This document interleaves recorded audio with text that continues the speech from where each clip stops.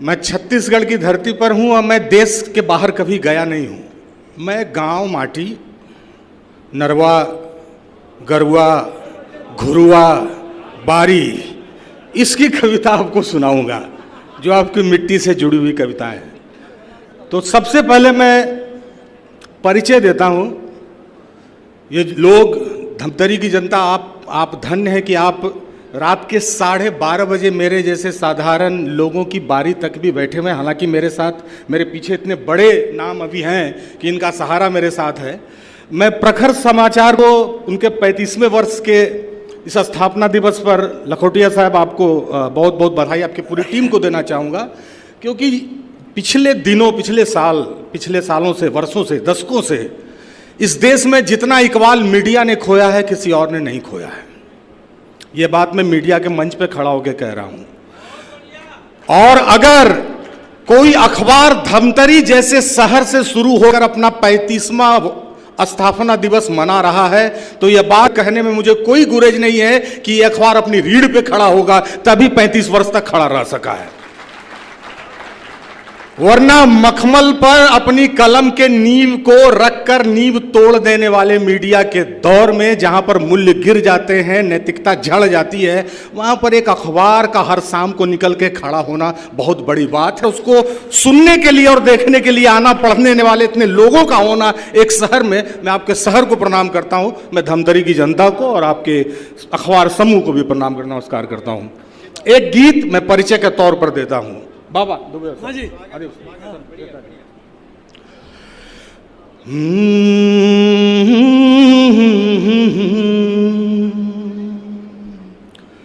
कि हम मिट्टी के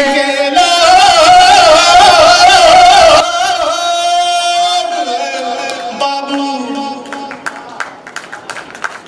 कि मिट्टी सदा उड़ाएंगे,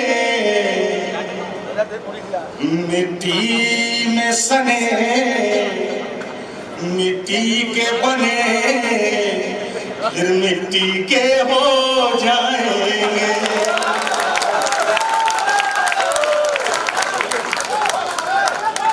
कि हम मिट्टी के लोग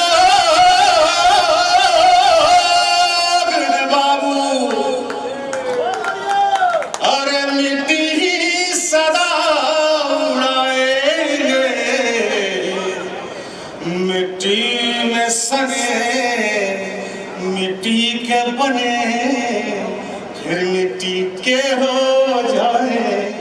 और क्या करेंगे ये छोटे लोग, ये गांव देहात के लोग, गांव जवार के लोग, ये गाय चराने वाले लोग, फावड़ा चराने वाले लोग, ये जिसको आम आदमी कहा जाता है।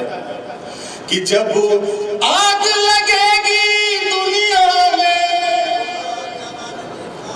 बेमिट्टी उसे बुझाएंगे। जब आग लगेगी दुनिया में, बेमिट्टी उसे बुझाएंगे। और जब भूख से दुनिया रोएगी, और मिट्टी में फसल उगाएंगे। जब भूख से और मिट्टी में फसल उगाएंगे, अरे उसी मिट्टी से कोड़ेंगे सोना और माथे का मुकुट बनाएंगे।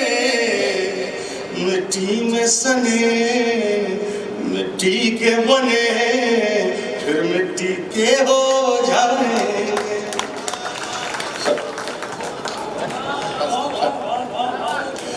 आप सोचिए, अभी अरुण सर बोल के गए आम आदमी की कविता बहुत ही मार्मिक, हालांकि उनका एक उनकी विधा है कि वो हंसते हंसते पिंच हो देते हैं। और किस तरह से, और यही व्यंग का, व्यंग की यही विशेषता है, वो हास्य नहीं है। असल में व्यंग और हास्य में यही अंतर है कि व्यंग जो होता है वो हंसते हंसते आपको चाबुक खाने पर मजबूर कर देता है। आप हंसते रहते हैं और चाबुक आपकी पीठ पर पड़ता जाता है। और एक कवि, एक साहित्यकार बताता जाता है कि आम लोगों की तड़प कैसी होती है। आपने कभी सोचा कि आम आदमी का नाम आम आदमी क्यों है? अंगूर आदमी काहे नहीं है? केला आदमी भी हो सकता था। आम आदमी आम क्यों है? वो इसलिए है कि आम आदमी की दशा एक आम के नियति से देखिए। जब वो छोटा होता है, टिकोला होता है, तो ढेला मार के झड़ा दिया जाता है और पीस के चटनी बना दिया जाता है। और जब वो जवान होता है तो व्यवस्था उसको काट के उसका अचार बना देती है। और यही आम जब पक जाता है तो सिस्टम उसको चूस लेता है। इसलिए आम आदमी आम है, वो केला नहीं है, वो अंगूर नहीं है, इसलिए आम आदमी आम है। और क्या करेंगे ये साधारण लोग, ये आम लोग, ये मिट्टी के लोग, कि कोई घर जो अंधेरा देखेंगे, अरे मिट्टी के दिए से भर देंगे।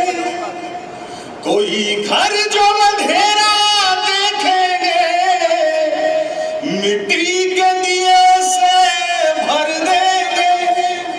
और चौखट पे रखी तलवारों को पिघला कर मिट्टी कर देंगे। चौखट पे रखी तलवारों को पिघला कर मिट्टी कर देंगे। अरे उसी मिट्टी से लीपेंगे आंगन और मिट्टी के कलश बनाएंगे। मिट्टी के बने मिट्टी में सने, फिर मिट्टी के हो जाएंगे, फिर मिट्टी के हो